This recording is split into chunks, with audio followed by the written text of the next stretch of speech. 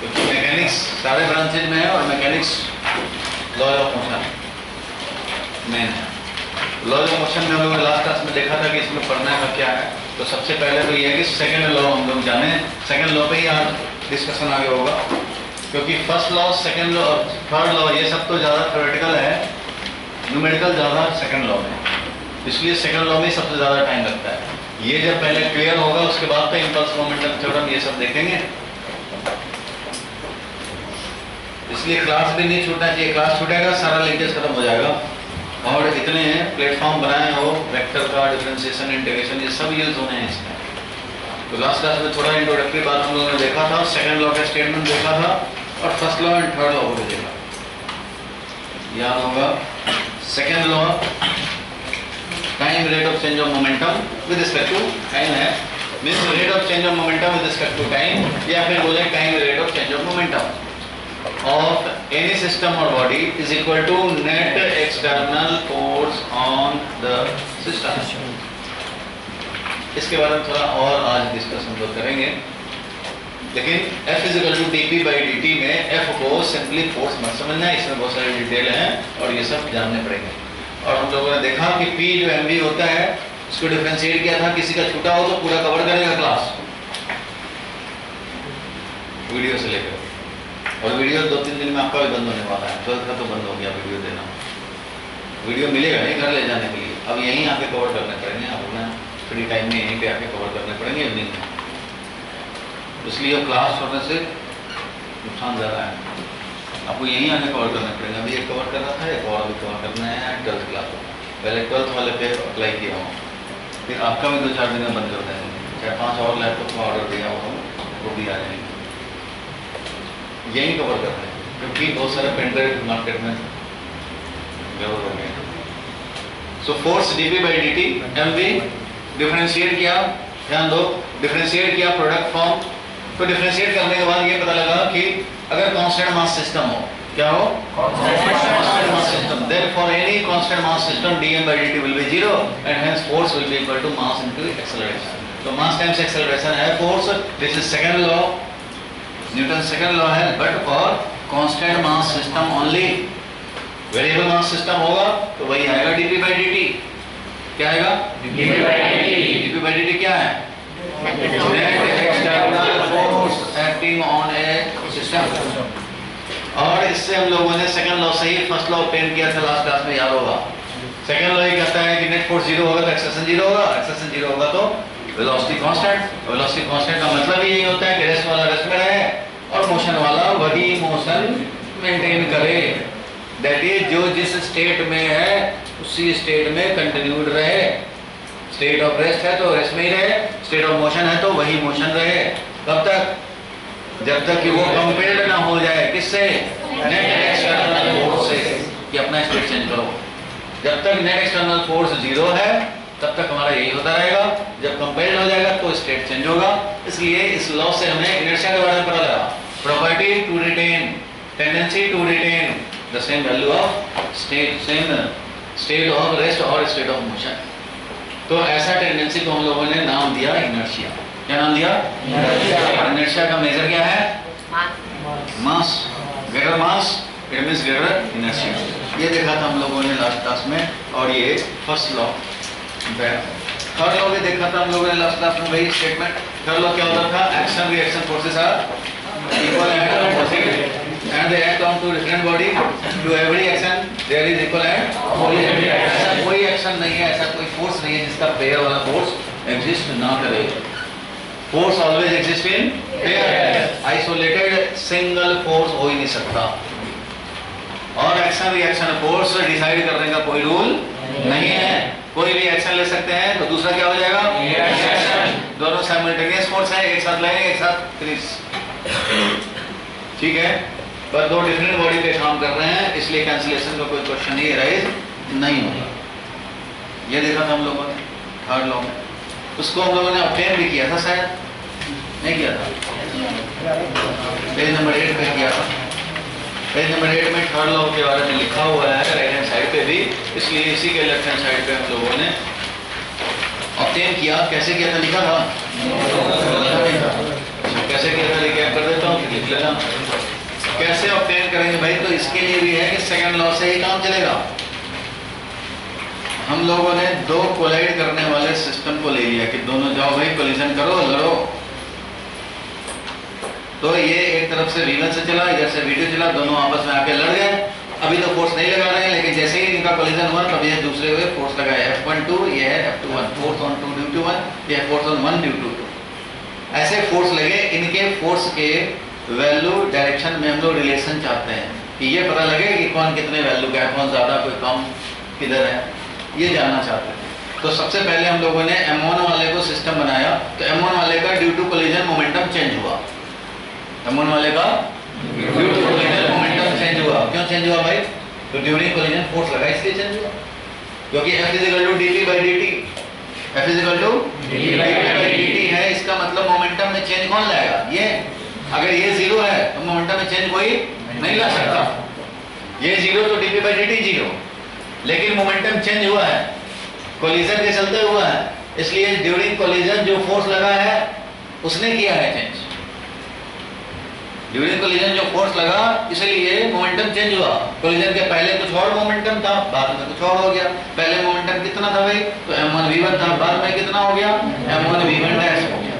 ये मोमेंटम में चेंज हुआ due to force F12, force on 1 due to 2, इसके चलते। इसलिए हम लोग लिखेंगे F12 = dp1 by dt। First वाले में rate of change of momentum, जैसा नंबर 1 लिखा था, याद होगा। ये हो गया किसके लिए? फर्स्ट सिस्टम के लिए, फर्स्ट ब्लॉक के लिए। सेकंड को अगर सिस्टम बनाए तो इसके लिए भी लिखेंगे। तो क्या लिखेंगे? F21 force on 2 due to 1, ये क्या होगा भाई? तो dp2 by dt। बॉडी 2 में जो rate of change of momentum है वो ये है। इसको इक्वेशन नंबर 2 बनाया। और अगर हम लोग कंबाइंड सिस्टम के लिए लिखे तो कंबाइंड सिस्टम के लिए एक दूसरे पे फोर्स लगाएंगे, वो होता है इंटरनल फोर्स। और F में जो आता है वो क्या आता है? Net external force on a system. So external count होता है, एक्सटर्नल इंटरनल दो तरह के होते हैं। इनमें से एक्सटर्नल काउंट होगा, इंटरनल काउंट नहीं होगा। इंटरनल का मतलब होता है सिस्टम के अंदर ही दो मास एक दूसरे पे फोर्स लगाएं, वो है इंटरनल।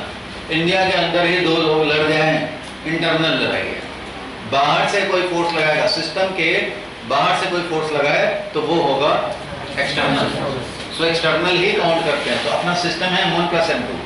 सिस्टम क्या है यहाँ पे? M1 + M2 है। तो M1 + M2 सिस्टम पे जो बाहर से फोर्स लगा है, बाहर से कौन फोर्स लगा रहा भाई? तो इसके बाहर है अर्थ ने वेट फोर्स लगाया। अर्थ तो सिस्टम में नहीं था, तो बॉल सिस्टम है। और बाहर से कौन लगा? जो फ्लोर है उसने लगाया भाई N1, और ये फ्लोर ने लगाया N2। ये भी बाहर का है, लेकिन ये बाहर वाले फोर्स एक दूसरे को कैंसिल कर रहे हैं। नेट एक्सटर्नल फोर्स 0 है। नेट एक्सटर्नल फोर्स क्या है? 0 है। तो इसलिए इस सिस्टम के लिए लिखेंगे net external force.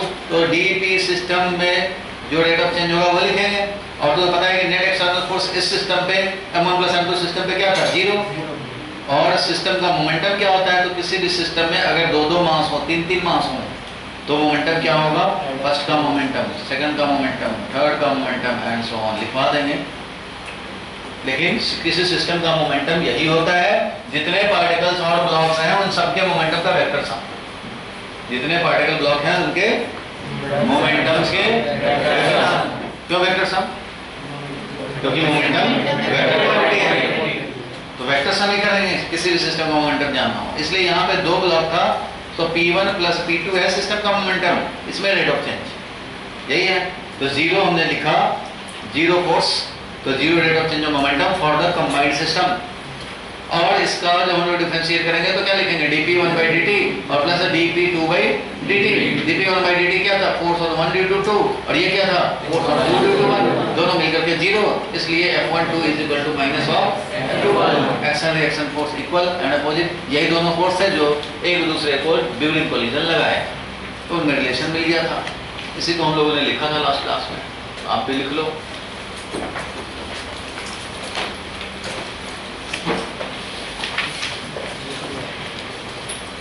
First body के लिए लिखा, फिर सेकंड बॉडी के लिए लिखें।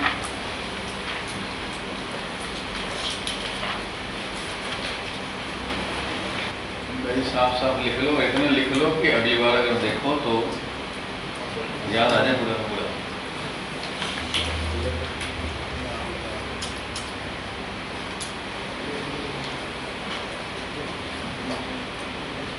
स्कूल में मोशन में प्लेयर हुआ है कि नहीं? किसी के स्कूल में तो हुआ होगा। हुआ है। तो रिवर क्रॉसिंग हुआ है कि नहीं?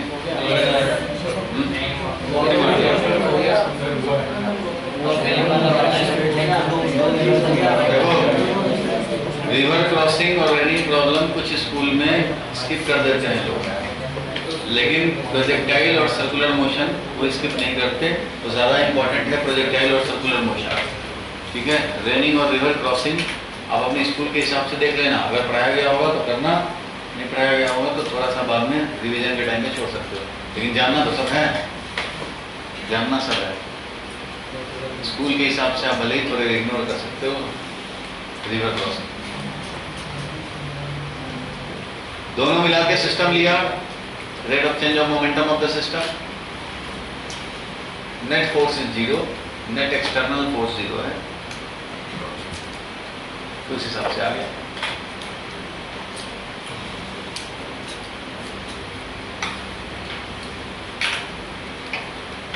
सिस्टम का मोमेंटम हम लोगों ने राइट हैंड साइड पे ऐसे लिख दिया है। सिस्टम का मोमेंटम दोनों के मोमेंटम का वेक्टर सम है, लेकिन अलग से राइट हैंड साइड पे क्वेश्चन आएगा तो वहां पे लिख के लिखेंगे।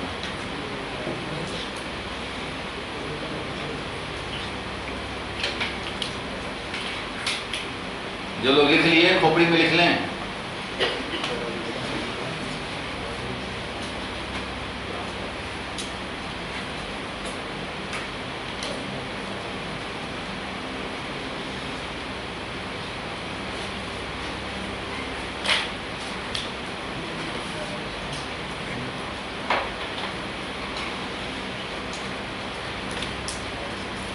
तो लिख लिए, ये तो लास्ट क्लास का था। लास्ट क्लास में ये हम लोगों ने देखा था, उस हिसाब से ये हो गया। होमवर्क दिया था, किया कि नहीं? क्या होगा ना, डाउट आता है बताते हैं, तुम्हें बताया करो डाउट। कुछ हम लोग एनपीसी में डिस्कस करेंगे, इस बार भी डिस्कस कर रहे थे। थोड़ा सा हम लोग 1D में रहेंगे, इस बार 2D के कुछ क्वेश्चन डिस्कस करेंगे, तो आपके डाउट को भी लूँगा मैं अगले संडे। चलो आगे बढ़ते हैं हम लोग। देखो पेज नंबर 8 पे ही राइट हैंड साइड में लिखा हुआ है कर्ल लॉ, लिखा हुआ है ना, एक्सप्लेन कर्ल लॉ, और इसके इंपॉर्टेंट पॉइंट भी नोट किए थे हम लोग। देखें उसके नीचे क्वेश्चन लिखा है, what do you mean by, क्या लिखा है? मोमेंटम ऑफ ए पार्टिकल और सिस्टम ऑफ पार्टिकल। मोमेंटम क्या होता है तो अभी तो देखा ना हम लोगों ने, तो यहाँ लिख दिया है, लिखो momentum of a system of particle। भाई अपना अपना बुकलेट लाया करो, करो। Momentum of a system of particle that is body. क्या कुछ बोल रहे थे सर? नहीं वो ऑफ नहीं किया, और होगा और पार्टिकल। कहाँ क्वेश्चन में बॉडी में मोमेंटम ऑफ ए पार्टिकल और ए सिस्टम ऑफ पार्टिकल। सिस्टम और पार्टिकल, सिस्टम ऑफ पार्टिकल ठीक तो है। Momentum of a system of particle मतलब एक पार्टिकल हो या सिस्टम ऑफ पार्टिकल हो या ब्लॉक्स हो। तो सिस्टम ऑफ पार्टिकल के लिए जो मोमेंटम होता है इज, लिखो momentum of a system of particle और body is the vector sum. खाली स्पेलिंग ही चेक करने में रह जा बस, फिजिक्स इसलिए गायब होता जा रहा है। Momentum of a system of particle is the vector some of all the momentum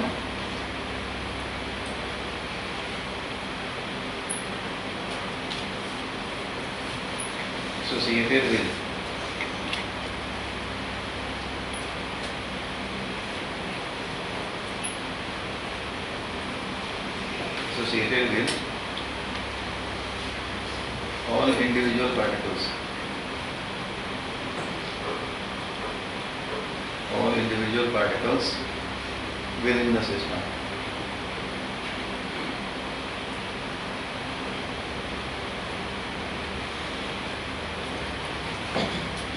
Means system का momentum is equal to P1 plus P2 plus P3 and so on, जितने भी होंगे, that is M1 V1 plus M2 V2 plus M3 V3 and so on.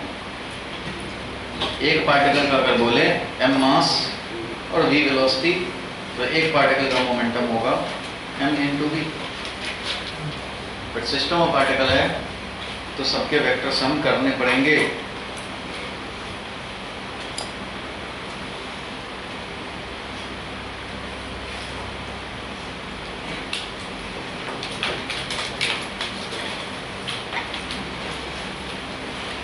चलो अब starting से अपना देखा जाए, तो अपना बुकलेट लेके आया था भाई, थोड़ा मत करते। चलो देखो, पेज नंबर 1 चल रहा था हम लोगों का। स्टार्टिंग से अब देखें, जैसे जो सीक्वेंस है वैसे ही चलते हैं लोग। सबसे पहले था पार्टिकल डायनेमिक्स क्या हुआ, फोर्स क्या हुआ, एंड इसके बाद लिखा था फर्स्ट सेकंड लोग मेन स्टेटमेंट तो जान लिए हम लोग, इसलिए हम क्वेश्चन को फॉलो कर सकते हैं। तो पढ़ो क्या लिखा, एक्सप्लेन इनर्शिया एंड इट्स, बताओ भाई। यहाँ पे हम लोग लास्ट क्लास में देखा था, पढ़ो क्या लिखा first sentence, the inability of the body to change its state by itself, अपने आप स्टेट चेंज नहीं कर पाता है, अनेबल है, स्टेट चेंज के लिए अनेबल है, कोई भी नहीं कर पाएगा अपने आप। तो वो उसका इनर्शिया है, आलसपन है उसका, कोई जब तक नहीं उसको कंपेल करेगा तब तक नहीं करेगा। It is inherent property of every object and mass of the body is measure of inertia. Inertia of the body appears in 3 forms as per the circumstance and accordingly known as the law of inertia. ये inertia of motion, inertia of motion और inertia of rest और direction। Direction वाला भी बताया था, straight जाना तो straight ही जाना चाहेगा, और अगर कोई टर्न ले ले सडनली तो ये अपना बॉडी का अपर पार्ट स्ट्रेट ही जाना चाहेगा, जिससे ये आउटवर्ड फॉल करने का चांस बनता है। फिर उसके बाद what is frame of reference, पहले भी थोड़ा डिस्कस किया था। फ्रेम ऑफ रेफरेंस चलो बता ही देते हैं आ गया तो। फ्रेम ऑफ रेफरेंस पहले लिखवाया था ना, set of. Frame of reference वो होता है जो कि ऑब्जर्व करे,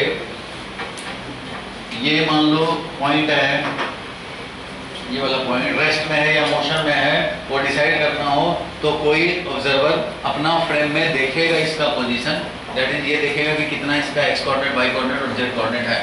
If position of the particle is changing in certain plane, तो this body is in motion with respect to that plane, और अगर if position is not changing with time, it means the particle is at rest with respect to the considered frame, जो भी frame ने इसको consider किया है उस frame में। तो frame क्या है, उसमें एक observer होगा।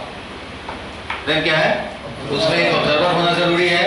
एक उसमें coordinate axis set करेगा, वो observer अपने हिसाब से set करेगा, एक coordinate axis, एक ऑब्जर्वर और एक क्लॉक उसके साथ हो। क्लॉक क्यों होगा, ताकि पोजीशन चेंज हो तो ये पता लगे, पोजीशन देखते हुए तो पता लगेगा कितना पोजीशन चेंज, कितना डिस्प्लेसमेंट। तो टाइम भी तो देखना पड़ेगा, वेलोसिटी मेजर कर रहे हैं तो टाइम के लिए क्लॉक होना चाहिए, तब पता लगेगा कितना डिस्प्लेसमेंट कितने टाइम में, तो क्या हुआ velocity. So frame is set of observer, coordinate axis and clock relative to which we measure position, relative to which we measure velocity और एक्सेलरेशन ऑफ एनी पार्टिकल। ठीक है, हमेशा फ्रेम के साथ हम लोग बॉडी का स्टेट बोलते हैं कि ये मोशन में है कि रेस्ट में है, कितने मोशन में है। एक ही बॉडी किसी के लिए 4 मीटर पर सेकंड जा रहा है, किसी के लिए 5 मीटर पर सेकंड जा रहा है, किसी के लिए 0 मीटर पर सेकंड जा रहा है। अब कार में रमेश बैठा है, सीट के पे रख दिया 5 स्टार का मोशन, रोड वाला ऑब्जर्वर जो बैठा हुआ है रोड पे ग्राउंड फ्रेम, उसके लिए कार का जो मोशन है वही 5 स्टार का मोशन है, वही वेलोसिटी है। लेकिन रमेश के लिए तो उसका वेलोसिटी 0 है। तो एक ही बॉडी डिफरेंट फ्रेम में कैन हैव डिफरेंट वेलोसिटी। तो फ्रेम के साथ जब तक नहीं बोलोगे कि ये बॉडी इस फ्रेम में इतना वेलोसिटी, तब तक मीनिंग क्लियर नहीं होगा। सो अकेले रेस्ट या मोशन नहीं क्लियर होता जब तक के साथ में बोला न जाए। कोई बॉडी एब्सोल्यूट रेस्ट में नहीं होता, बताया था ना पहले भी। कोई बॉडी अगर रेस्ट में है तो सारे फ्रेम में रेस्ट में नजर आए तो ये एब्सोल्यूट रेस्ट। ऐसा कोई बॉडी होता है कि जो सबके लिए रेस्ट में हो, सबके लिए रेस्ट में नहीं होगा। कोई इसके बगल से चला जाए तो उसके लिए तो मोशन में हो जाएगा। ठीक है, बताया था। सो फ्रेम में ही तो हम लोग ऑब्जर्व करेंगे। दो तरह का फ्रेम है, इनर्शियल एंड नॉन इनर्शियल। लिए इसको जल्दी से, पहले भी ये सब डिस्कस किए थे इसलिए शॉर्टकट में फटाफट लिखो। Set of observer, coordinate axis,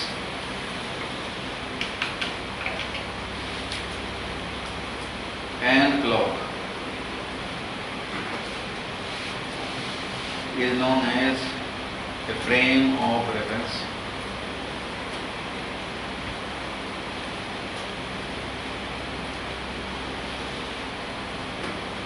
relative to which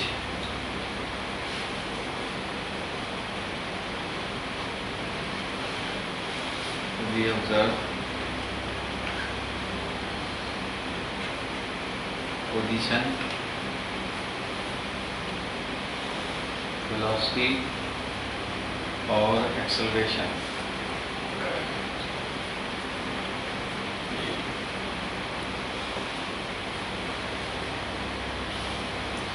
of any body or particle.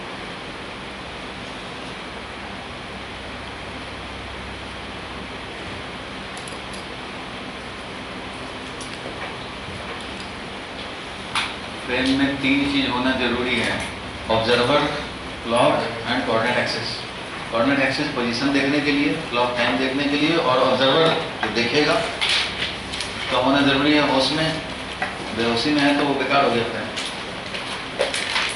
Next page पे देखो, पेज नंबर 2 पे क्या लिखा हुआ है, what is inertial non inertial frame. Inertial frame, non inertial frame. Inertial frame में ही न्यूटन्स लॉ वैलिड होता है भाई। इनर्शियल है, नॉन इनर्शियल है, तो इनर्शियल फ्रेम हम लोग बोलते हैं, ग्राउंड फ्रेम को इनर्शियल मानते हैं। ग्राउंड फ्रेम को क्या मानते हैं? इनर्शियल। ग्राउंड फ्रेम का मतलब है ग्राउंड के रिस्पेक्ट में जो रेस्ट में है। अभी आप बैठे हो, आप ग्राउंड फ्रेम को रिप्रेजेंट कर रहे हो, क्योंकि ग्राउंड के रिस्पेक्ट में आप रेस्ट में हो, तो ग्राउंड फ्रेम में ये बोर्ड रेस्ट में है। इट मीन्स जितने भी ग्राउंड ऑब्जर्वर हैं सबके लिए क्या है, रेस्ट में है। तो ग्राउंड ऑब्जर्वर वही होंगे जो ग्राउंड के रिस्पेक्ट में रेस्ट में हो, वो ग्राउंड फ्रेम है। तो ग्राउंड फ्रेम को इनर्शियल माना गया है अपने क्लासिकल फिजिक्स में, अपने 11th-12th के फिजिक्स में ग्राउंड फ्रेम को इनर्शियल माना गया। अगर कोई पूछे कि ग्राउंड फ्रेम इनर्शियल है या नॉन इनर्शियल तो क्या बोलोगे? इनर्शियल। लेकिन कोई बोले स्ट्रेस देके कि क्या सही में इनर्शियल है, तो बोलना इनर्शियल नहीं है, नॉन इनर्शियल। क्योंकि एग्जैक्ट सेंस में अगर बोला जाए तो अर्थ भी नॉन इनर्शियल। रफली हम लोग इनर्शियल मानते हैं, अर्थ का रोटेशन को नेग्लेक्ट करते हैं तो इनर्शियल है। अगर अर्थ का रोटेशन भी काउंट करो तो नॉन इनर्शियल। लेकिन हम लोग जब तक बोला ना जाए स्ट्रेस दे करके, तब तक हम लोग नॉन इनर्शियल वाला बात नहीं मानेंगे। ठीक है, अर्थ का रोटेशन देखो, कोई भी एक्सेलरेटेड जो होता है ना फ्रेम, वो नॉन इनर्शियल होता है। कोई भी एक्सेलरेटेड फ्रेम क्या होता है? Non inertial. जब अर्थ रोटेट कर रहा हो तो एक्सेलरेटेड है, अर्थ रोटेट कर रहा है तो उसके साथ हम लोग भी तो रोटेट कर रहे हैं। तो इसका मतलब हम लोगों में तो एक्सेलरेशन है ना toward centre. Any circular motion में एक सेंटर की तरफ एक्सेलरेशन होता है, कोई सर्कुलर मोशन बिना सेंटर की तरफ लगे हुए फोर्स के तो होगा नहीं। एक्सेलरेशन तो चाहिए, सेंट्रीपिटल एक्सेलरेशन। तो अगर अर्थ पे हम लोग हैं और अर्थ रोटेट कर रहा है, सब जानते हो अर्थ रोटेट कर रहा है, तो अर्थ के साथ हम लोग भी रोटेट कर रहे हैं, तो हम लोग भी तो एक एक्सेलरेटेड हुए, सेंटर की तरफ एक्सेलरेटेड। तो उस एक्सेलरेशन को अगर काउंट करें तो वी आर नॉन इनर्शियल है, और अगर उस रोटेशन को इग्नोर करें तो इनर्शियल है। तो हम लोग अपने क्लासिकल फिजिक्स में, जो कि अप्रोक्सीमेट फिजिक्स है, हम लोग जानते हैं माइन्यूट छोटे छोटे बात जो है वो काउंट नहीं करते हैं, हम लोग रफली फिजिक्स पढ़ते हैं। तो इस अप्रोक्सीमेट फिजिक्स में, क्लासिकल फिजिक्स में, we treat earth frame, ground frame as inertial. But if we consider rotation of earth into account, then ground frame will be non-inertial. तो ये जब तक स्ट्रेस न दिया जाए तब तक आप नहीं समझेंगे। So ground frame inertial है in classical physics, और ground frame inertial है तो इसका मतलब कोई भी ग्राउंड ऑब्जर्वर आप हो सब न्यूटन्स लॉ अप्लाई कर सकते हैं। किसी भी बॉडी पे कंसीडर करो, net force equal to mass into acceleration लिखो, जो भी न्यूटन्स लॉ हो आप अप्लाई कर सकते हो, करेक्ट रिजल्ट मिलेगा। लेकिन कोई नॉन इनर्शियल फ्रेम किसको बोलेंगे? जो एक्सेलरेटेड है। मतलब कोई कार से जा रहा हो और उसका वेलोसिटी चेंज कर रहा हूँ, कार से जा रहा हो और कांस्टेंट वेलोसिटी से जा रहा हो तो एक्सेलरेटेड नहीं है, ग्राउंड के रिस्पेक्ट में वो एक्सेलरेटेड नहीं है, तो वो भी इनर्शियल होगा।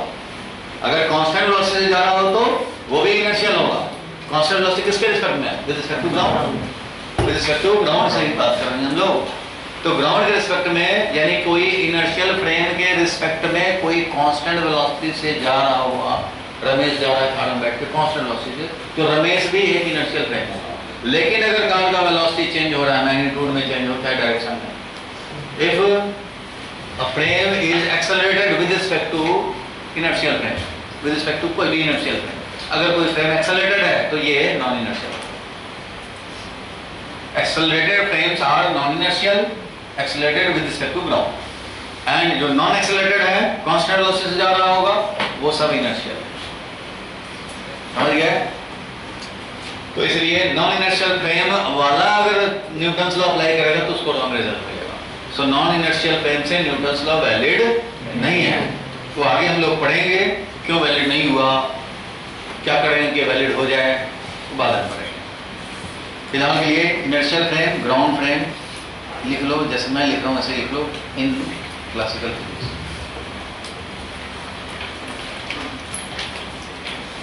क्लासिकल फिजिक्स में 11th 12th का जो फिजिक्स है तुम्हारा, इसमें हम लोग लेते हैं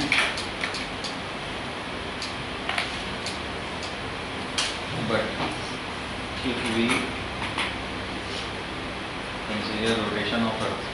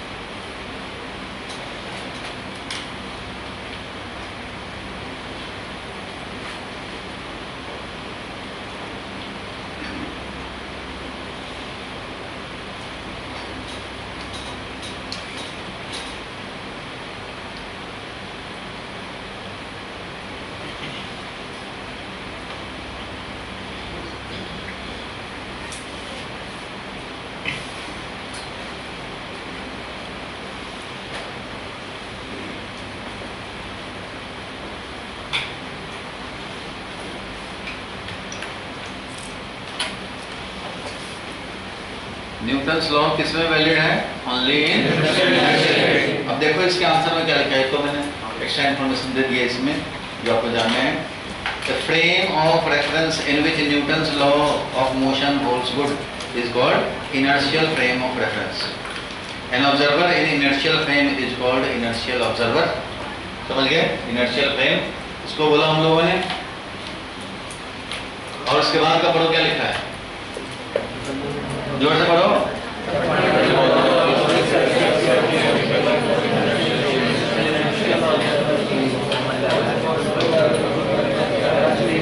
अर्थ में भी कंसिडर्ड है inertial frame of reference approximately, ठीक है, अप्रोक्सीमेटली ही कंसिडर करते हैं इसको। और सारे फंडामेंटल लॉ ऑफ फिजिक्स जो है, मतलब लॉ ऑफ नेचर, ये लॉ जो हमारे न्यूटन्स लॉ है, वो सब वैलिड है। इंपॉर्टेंट फीचर्स बताओ भाई, फर्स्ट पॉइंट पढ़ो जोर से, क्या लिखा है? इधर इन एब्सोल्यूट रेस्ट, चाहे वो एब्सोल्यूट रेस्ट में रहे, मतलब अर्थ के रिस्पेक्ट में रेस्ट में रहे, और इन state of uniform motion along a straight line that is uniform velocity। Velocity क्या रहे? कांस्टेंट। अगर वेलोसिटी है तो कांस्टेंट रहे या तो फिर रेस्ट में रहे, जिसमें न्यूटन्स लॉ वैलिड रहेगा। इफ वन फ्रेम इज, देखो इसके बाद, इफ वन फ्रेम, मैंने अभी बताया था कि अगर कोई फ्रेम एक्सेलरेटेड नहीं है, इनर्शियल है, और दूसरा कोई इसके रिस्पेक्ट में कांस्टेंट वेलोसिटी जा रहा हो तो वो भी इनर्शियल हो।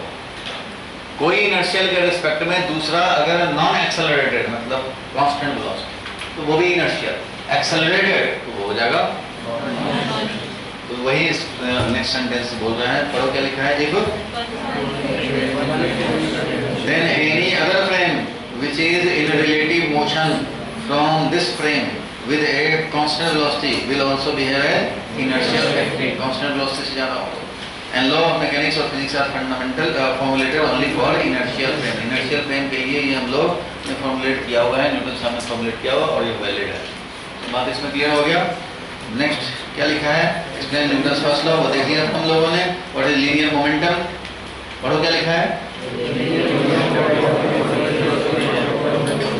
Total quantity of motion, last में बताया था ना, quantity of motion, amount of motion is expressed in terms of momentum, in terms of momentum, ध्यान रख ले।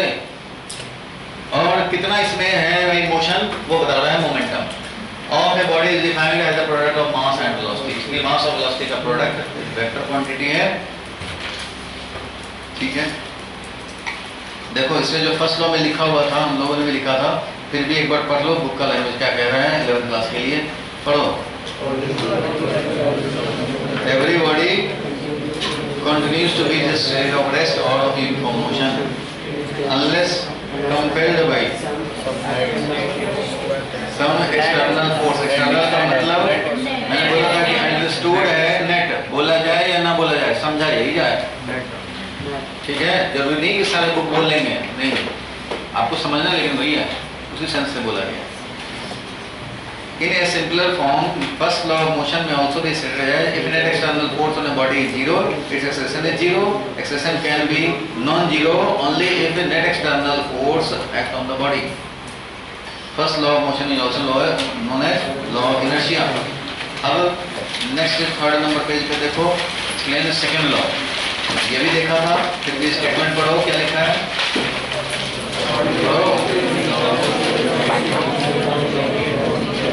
directly proportional to the applied force and takes place in the direction of force, that is F is equal to dp by dt, k times dp by dt, delta p by delta t, k is constant, or in simplified form when units are selected, और unit को जब select करेंगे तो k का value 1 आएगा और F is equal to dp by dt हो जाएगा। बाद में ये F is equal to ma हुआ किसके लिए, कांस्टेंट मास, इसलिए हम लोग रफली F इक्वल टू ma को ही सेकंड लॉ बोल देते हैं, लेकिन एग्जैक्टली में वो है नहीं। Newton's first law of motion leads to the definition of a force and second law of motion gives the measure of the force. First law कहता है कि फोर्स होगा नेट, तभी स्टेट ऑफ रेस्ट और मोशन चेंज होगा। तो force क्या है, वो है रीजन जो स्टेट ऑफ रेस्ट और मोशन को चेंज कराए, लेकिन सेकंड लॉ बताता है कि वो फोर्स कितना होगा, क्या होगा, तो मास टाइम्स एक्सेलरेशन होगा, इससे बताता है second law. Explain how can we use second law in numerical, numerical में कैसे यूज करेंगे, तो किया जाए इसी F is equal to ma apply करने का काम किया जाए, इसका न्यूमेरिकल बनेगा। तो देखो भाई, इसके लिए सबसे पहले तो इसका फुल फॉर्म लिखेंगे भाई, F is equal to ma का, इसी को तो अप्लाई करने हैं।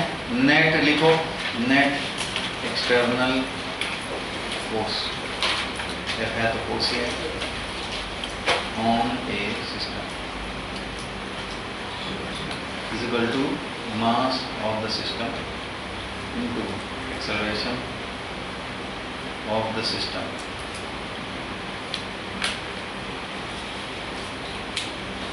F is equal to ma। अब इसमें पहले मास ऑफ द सिस्टम बता दूं तुम्हें, मास ऑफ द सिस्टम क्या होगा। कोई सिस्टम में बहुत सारे पार्टिकल हो सकते हैं, अभी बताया था थोड़ी देर पहले, किसी भी सिस्टम में हो सकता है मैंने 4 ब्लॉक को मिला के सिस्टम लिया हो सकता है अकेले का लिया हो।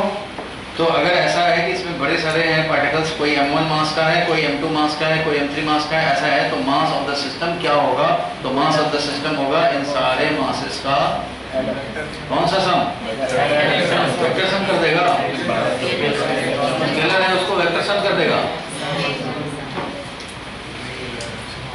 ठीक है। मास ऑफ द सिस्टम ऐसे मिल जाएगा। मोमेंटम ऑफ द सिस्टम वो देखा ही था, मोमेंटम ऑफ द सिस्टम क्या हो जाएगा भाई, तो ऐसे जितने भी हैं इनके P1 P2 इन सबको क्या करने पड़ेंगे, वेक्टर सम करने पड़ेंगे। Kinetic energy of the system लिखना मत, अभी kinetic energy of the system बोलो, इस सिस्टम का काइनेटिक एनर्जी कितना होगा, तो पहले वाले का काइनेटिक एनर्जी प्लस दूसरे वाले का प्लस तीसरे वाले का कौन सा सम, स्केलर की वेक्टर, काइनेटिक एनर्जी फिर वेक्टर बना दिया तूने, काइनेटिक एनर्जी वेक्टर होता है, half mg square, half m speed square, सब तो स्केलर है। काइनेटिक एनर्जी कोई डायरेक्शन होता है तब, तो काइनेटिक एनर्जी सिस्टम का हो गया, ये हो गया कितना, half m1 v1 square plus half m2 v2 square, ऐसा हो जाएगा and so on. Similarly acceleration of the system,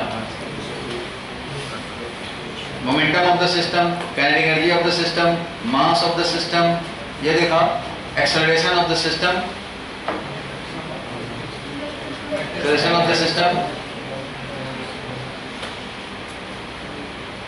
जितने भी पार्टिकल्स हैं उन सबका एक्सेलरेशन जो होगा वो इक्वल होगा, और वही इक्वल एक्सेलरेशन ही सिस्टम का एक्सेलरेशन। पार्टिकल्स जो सिस्टम में आएंगे, सिस्टम बनने का, देखो सिस्टम में किन किन पार्टिकल को ले सकते हैं, तो इसका कंडीशन ही है उन्हीं पार्टिकल्स को ले सकते हो जिनका एक्सेलरेशन सेम है, इसलिए उन सबका कॉमन एक्सेलरेशन ही सिस्टम का एक्सेलरेशन है। ये ध्यान रखना, इसमें सम नहीं कर देने हैं, सिस्टम का एक्सेलरेशन जो सबका कॉमन एक्सेलरेशन। सिस्टम में कभी भी ऐसे मास नहीं हो सकते कि एक एक्सेलरेशन 2 हो, एक एक्सेलरेशन 4 हो और दोनों को एक सिस्टम में ले लें, नहीं होगा। सिस्टम का कंडीशन ही है, अभी बताएंगे थोड़ी देर में, लेकिन ये इतना तो समझे कम से कम। अब देखो सिस्टम क्या लेंगे वो भी देखेंगे थोड़ी देर में। नेट तो समझ गए, नेट मतलब रिजल्टेंट, नेट मीन्स क्या, रिजल्टेंट निकालना है, और वेक्टर तो है फोर्स, इसलिए वेक्टर सम करना है, रिजल्टेंट निकालना। इस नेट का मतलब है रिजल्टेंट निकालना। एक्सटर्नल और इंटरनल दो होता है। अगर देखो मान लो किसी सिस्टम में ये दो मास हैं, जो अभी हम लोगों ने देखा था कोलिजन वाले में, m1 है m2 है, और ये दोनों एक दूसरे को फोर्स अगर लगाएं तो वो क्या होगा, इंटरनल होगा। कोई इधर से बाहर से फोर्स लगाए, कोई इसको पुल कर रहा हो, कोई पुश कर रहा हो, तो ये वाला एक्सटर्नल फोर्स होगा, ये वाला एक्सटर्नल फोर्स होगा। कोई इसको मान लो पुल कर रहा हो तो ये भी क्या होगा, एक्सटर्नल, क्योंकि बाहर का लगा रहा है। सिस्टम के अंदर एक दूसरे को लगाएंगे वो होगा इंटरनल फोर्स। तो इंटरनल फोर्स को हमें काउंट नहीं करना है इस इक्वेशन में, सिर्फ एक्सटर्नल फोर्स का नेट निकालना है, ठीक है। ऑन ए सिस्टम और बाय ए सिस्टम, मान लो हमने दो बॉडी है, इसको मैंने सिस्टम लिया, सेकेंड वाले को सिस्टम मान लिया, इसको सिस्टम लिया m2 को, तो m2 ने जो इस पे लगाया वो काउंट नहीं करेंगे। Force by the system will not be counted, force on the system, इसने मान लो इसको धक्का मारा ऐसे F2 1, तो ये काउंट होगा। इसने भी तो इसको रिएक्शन में किया होगा F1 2, तो यहाँ पे कौन सा काउंट होगा, फोर्स ऑन 2 ड्यू टू 1, ये कंसीडर किया जाएगा इस सिस्टम के F = ma लिखने में। इस सिस्टम के लिए जब F = ma लिखेंगे तो इस सिस्टम पर लगने वाला फोर्स काउंट होगा, इस सिस्टम ने जो लगाया वो काउंट नहीं होगा। एग्जांपल समझो, रमेश था, सुरेश था, दोनों जा रहा था, रमेश जा रहा था, हाँ मैं कार ली हुई, सुरेश ने से छीन लिया, लड़ाई हो गई, रमेश ने मारा सुरेश को, सुरेश ने मारा रमेश को, धूमधाम किया, दोनों पहुंच गया हॉस्पिटल। रमेश का डॉक्टर आ गए तो उसने पूछा कहाँ कहाँ चोट लगी है, वो दिखाओ। उस चोट के अगेंस्ट ड्रेसिंग होगा, ट्रीटमेंट होगा, मेडिसिन मिलेंगे। वो ये नहीं पूछेगा, क्योंकि उसके लिए सिस्टम रमेश ही है, वो ये नहीं पूछेगा तुमने कहाँ कहाँ मारे थे। फोर्स बाय द सिस्टम वो उसका कंसर्न नहीं है, force on this system, Ramesh system पर कहाँ कहाँ फोर्स लगा है उसका देखने हैं। उसी तरह से सुरेश जहाँ गया है उसका डॉक्टर बोलेगा सुरेश तूने कहाँ कहाँ लगाया ये बताओ। वो ये नहीं पूछेगा सुरेश तूने कहाँ कहाँ मारा, कितने लोगों को मारा, ये सब उसका मतलब नहीं है। ऐसे ही पूछ दे वो अलग चीज, लेकिन उसके ट्रीटमेंट का वो पार्ट नहीं बनेगा। उसके ट्रीटमेंट का पार्ट है फोर्स ऑन सुरेश, इसका है ऑन रमेश। तो रमेश को सिस्टम बनाया, सुरेश को सिस्टम बनाया, तो उस पर लगने वाला फोर्स देखने हैं। उसने जिसको लगाया वो फोर्स नहीं काउंट करने हैं। और दोनों कंबाइन होगा तो फिर आपस में जो लगाया उसको काउंट नहीं करेंगे, आपस में तुमने उसको मारा तुमने उसको मारा वो काउंट नहीं करेंगे, बाहर वाले ने मारा तुम दोनों में से किसी को भी उसको काउंट करेंगे, क्योंकि दोनों मिला का सिस्टम है। अब मान लो माँ बाप है, रमेश सुरेश एक ही फादर के हैं, तो उन दोनों में लड़ाई हुआ और बाहर वालों ने भी उसका मजा लिया और मारा भी। तो फादर के लिए क्या हुआ, रमेश सुरेश दोनों मिला के सिस्टम। अब इसको कोई मारा बाहर वाला तब भी वही लड़ाई है, तब भी तो उसको प्रॉब्लम है। उसको मारा, छोटे भाई को मारा, तब भी उसको प्रॉब्लम है फादर को। लेकिन आपस में मारा, चल भाई ये तो बाद में निपट लेंगे, ये तो उसका कोई बात नहीं, ये तो आपस में होता ही है, ये तो भाई भाई हैं, करेंगे ऐसे। ये बाहर वाला लगाया तो उसके अगेंस्ट काउंट करना पड़ेगा, अंदर वाला नहीं चलेगा। अंदर वाले कुछ भी कर ले कोई बात नहीं। तो वैसे ही समझ गए, सिस्टम में net external force on a system लेने हैं, बाहरी सिस्टम नहीं लेने हैं। इसको जब सिस्टम बनाओगे तो ये काउंट करना, इसने जो लगाया फोर्स ऑन वन न्यूटन को, इसको बनाएंगे तो ये काउंट करेगा। दोनों का मिला के सिस्टम बनाएंगे तो इन दोनों में से कोई को काउंट नहीं करेगा, फिर तो वो जो उधर वाला लगाया है वही काउंट करेगा। कुछ समझ में आया? इसको नोट कर लो जैसे जैसे है, फिर हम इसमें न्यूमेरिकल में यूज कर पाएंगे। फिर सिस्टम पहले समझने पड़ेगा सिस्टम क्या है। अभी तो हम लोगों ने ऑन समझा,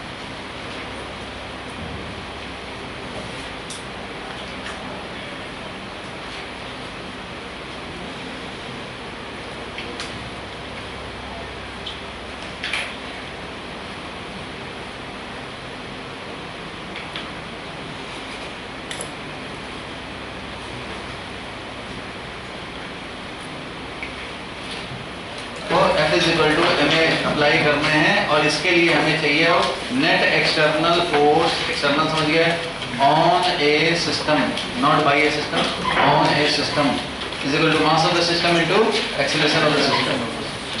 तो सबसे पहले तो ऑब्वियस सिस्टम को समझ गया है, तभी इसको अप्लाई कर पाएंगे। ठीक है, इसको अप्लाई करने हैं, इसी के एप्लीकेशन पढ़ने हैं, इस पे न्यूमेरिकल देखने हैं।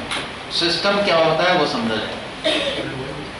बोर्ड में देखो, अगर मान लो 3 ब्लॉक सिस्टम है, क्या है 2 kg, 3 kg, 5 kg, मान लो इस तरह से 3 ब्लॉक्स हैं और ये स्ट्रिंग से कनेक्टेड है। स्ट्रिंग कनेक्ट कर दिया और इस तरह से तीनों ब्लॉक सिस्टम को हम लोग मान लो एक दूसरा स्ट्रिंग लगा करके पुल कर रहे हैं, फोर्स लगा करके पुल कर रहे हैं।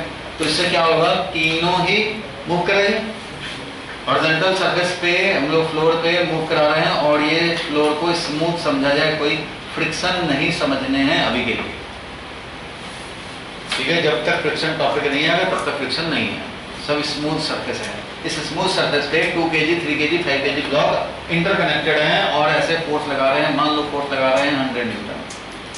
हम लोग चाहते हैं कि इनका एक्सेलरेशन निकाल लें, यहाँ पे क्या फोर्स है, यहाँ क्या फोर्स है, ये सब निकालने पे क्वेश्चन आता है।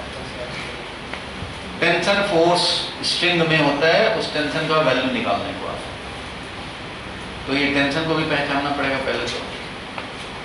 पहले सिस्टम समझे। तो सिस्टम में हम लोग इन दो को सिस्टम बना सकते हैं, इसके लिए F = ma लिख सकते हैं। इन दो को सिस्टम बना सकते हैं, इसके लिए F = ma लिख सकते हैं। इस अकेले को सिस्टम बना सकते हैं, इसके लिए लिख सकते हैं। इस अकेले को भी सिस्टम बना सकते हो और इस अकेले को भी सिस्टम बना सकते हो, F = ma लिख सकते हो। और तीनों क्लब करके भी सिस्टम बना सकते हो, इसके लिए भी लिख सकते हो। क्यों?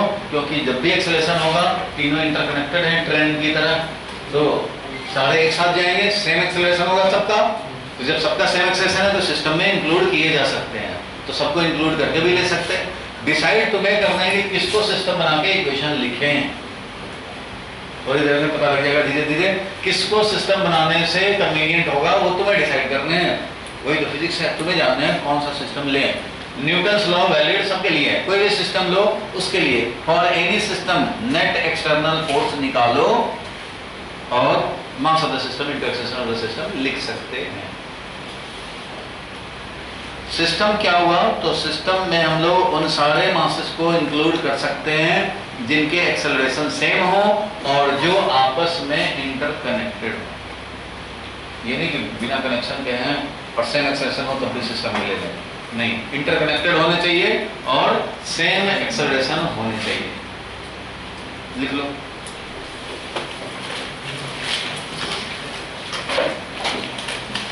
सिस्टम में भी of one particle of the block और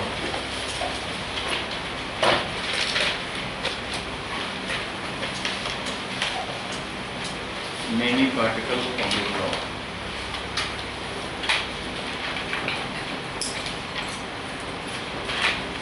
But all the blocks or particles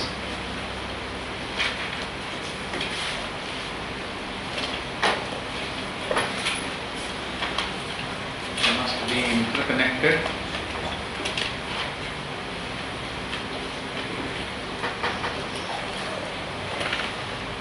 and must have same acceleration.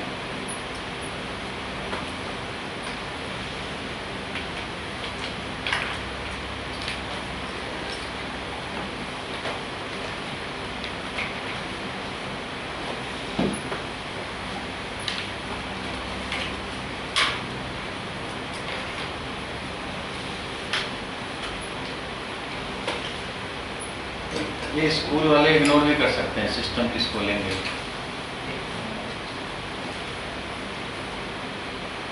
कर देते हैं डिटेल में, जिसको ठीक से ना बताना हो तो ऐसे ही काम चलाना हो तो छोड़ देते हैं, सिस्टम कौन बताने जाए। सिस्टम में भी ऑफ वन पार्टिकल और ब्लॉक और many particle of this block, but all the blocks और particles must be interconnected and must have same acceleration. Same acceleration बोलने का मतलब है कि sense of acceleration same हो और वैल्यू भी सेम हो।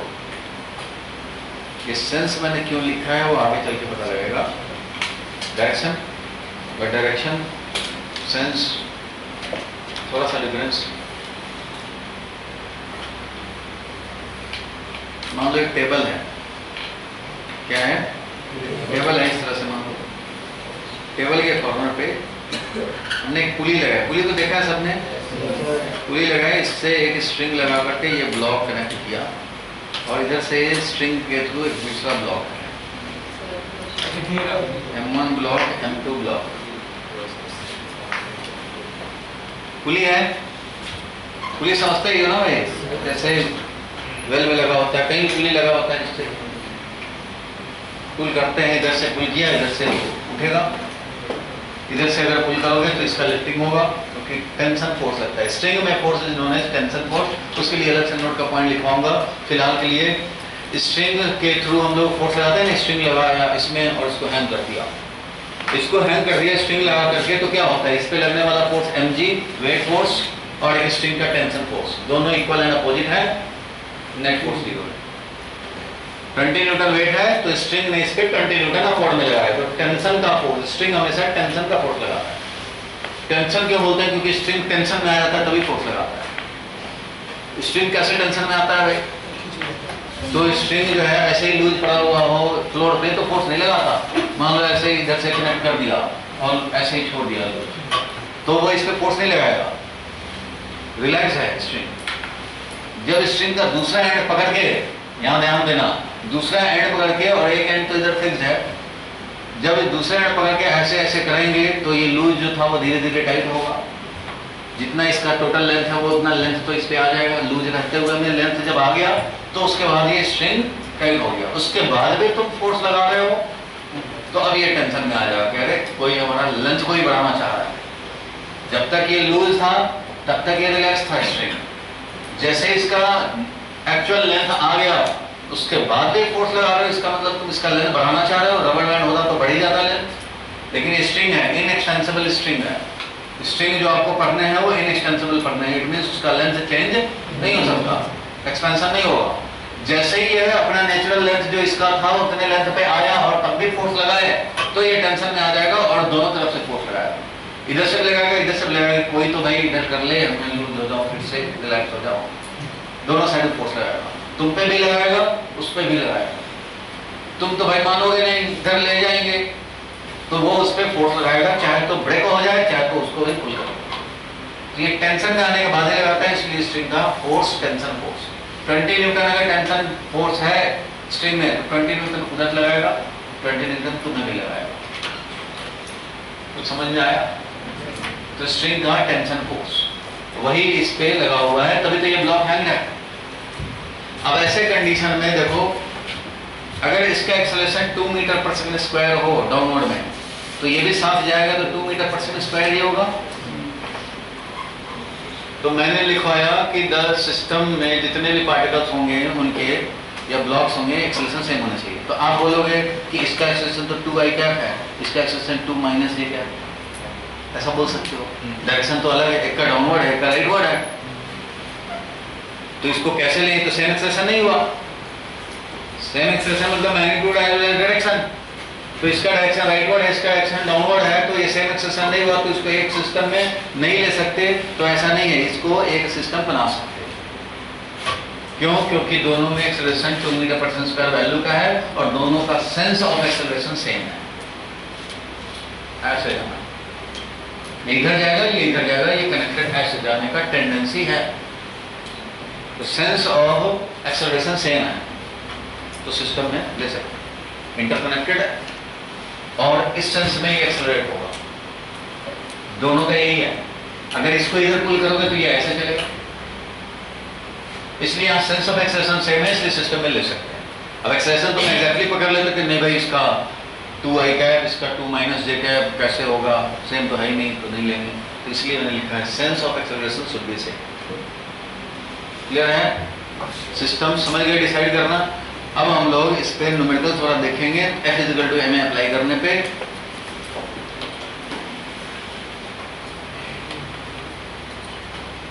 लिखे थे कि नहीं इसको? लिखे थे ना यहाँ तक? तो इसको हम लोग सेम सिस्टम ले सकते हैं। इसको डायग्राम बना करके दिखा दो इसको।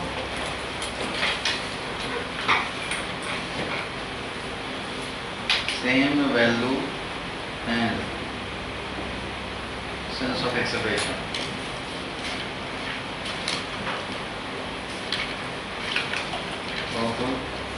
Two blocks.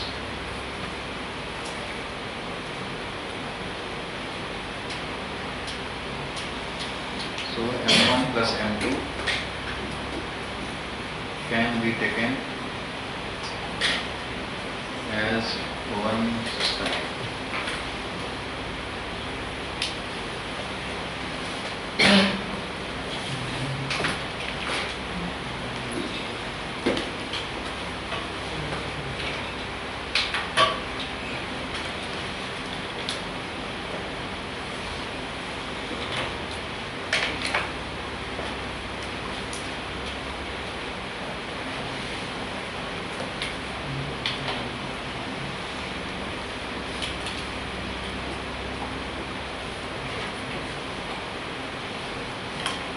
ब्रेक कर लें क्या? चाहिए ब्रेक ना, न्यूमेरिकल पहले करने के पहले थोड़ा सा चाहिए। इसका नोट नंबर शुरू लिखाने पड़ेंगे तभी न्यूमेरिकल होगा। F इक्वल टू ma पहचानने में ही ज़्यादा प्रॉब्लम है। चलो 2 मिनट ब्रेक कर रहे हैं, पीना होगा पी।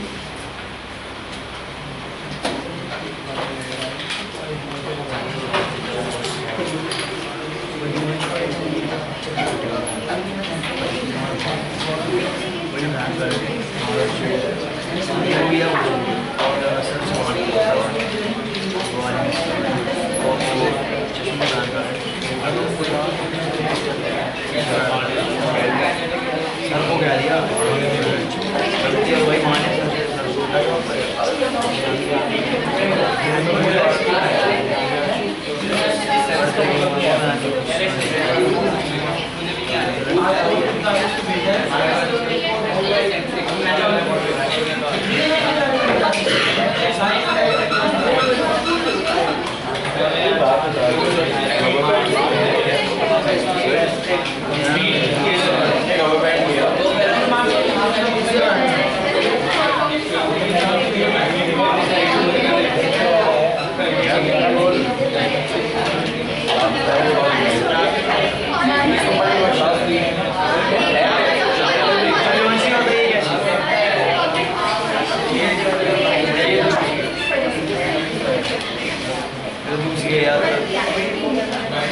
याद है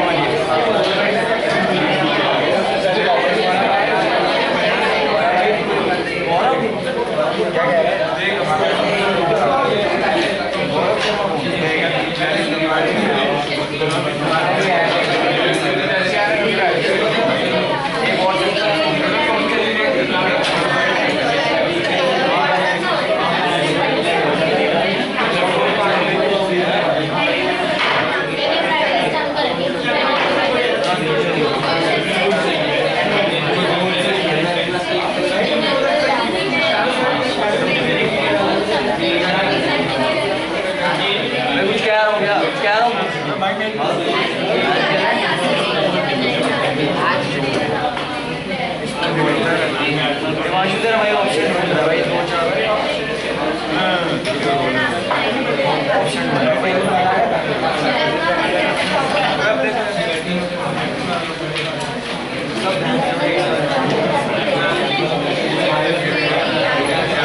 पागल है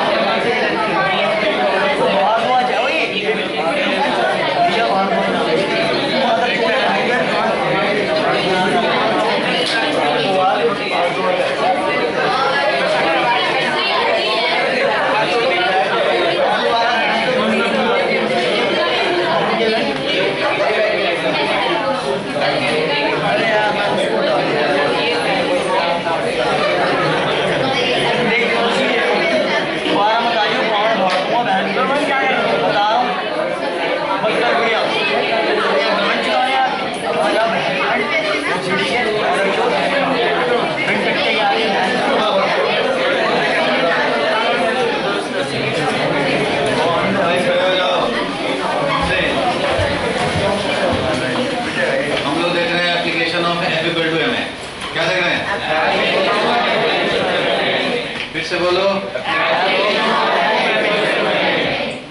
एफ क्या है? क्या भाई तो कुछ बोला ही नहीं। एफ है net external force on a system equal to mass of the system into acceleration of the system. चलो बैठ जाओ। देखो इसको पहले और यूजेबल फॉर्म में कन्वर्ट करते हैं तब जाके न्यूमेरिकल में यूज होगा। F इक्वल टू हमें इक्वेशन हम लोग वेक्टर फॉर्म समझ रहे हैं। ये स्केलर है, किसी वेक्टर में एक पॉजिटिव स्केलर से मल्टीप्लाई हो तो डायरेक्शन चेंज नहीं होता, याद होगा। तो एक्सेलरेशन जो सिस्टम का होगा वो उसी डायरेक्शन में होगा जिधर इस पे नेट फोर्स है। Acceleration produced in the system will be in the direction of net force on the system. ये ऐसे डालने का मतलब क्या होगा?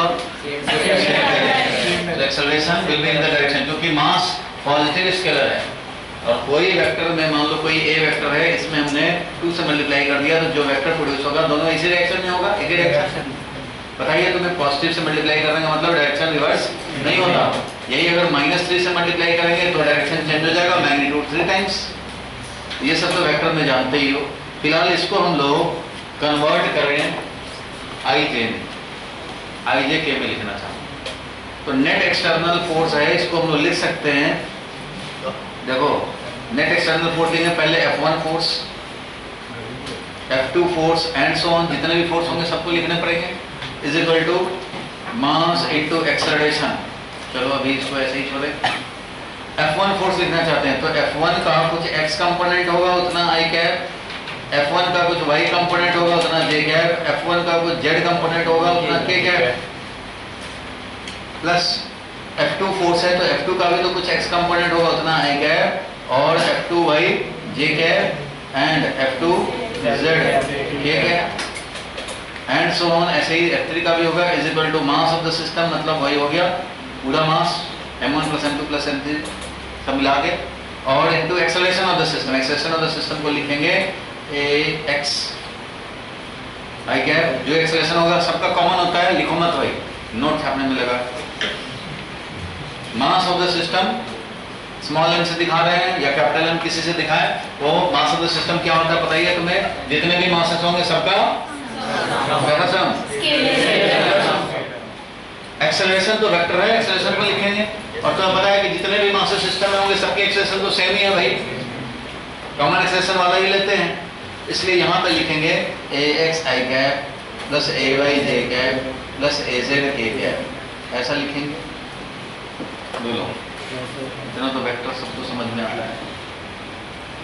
अब इसको एक स्टेप और आगे बढ़ाएं और i वाले को एक साथ करें। तो बताओ भाई i वाले का कोएफिशिएंट ये है, i वाले का कोएफिशिएंट ये है, i वाले का कोएफिशिएंट यहाँ है, तो यहाँ पे ऐसा लिख सकते हैं f1x plus f1 f2x x n plus f3x ऐसा ही आएगा, f3 का भी x आएगा ऐसे एंड सो इतना i cap plus f1y plus f2y लिखना मत अभी प्लस सो इतना j cap plus f1z plus f2z and so इतना j cap is equal to mass into acceleration ax i cap plus ay j cap, यानी कि max i cap कर देते हैं और सब में मल्टीप्लाई कर देंगे may j cap plus maz k cap. बोलो ऐसा लिख सकते हैं क्या? मास into acceleration max i cap may j cap maz k cap. ये तो क्लियर है? बेंच चल रहे हैं मोटरसाइकिल पे, घड़ी है हाथ में। घड़ी है, क्यों घड़ी रखा है?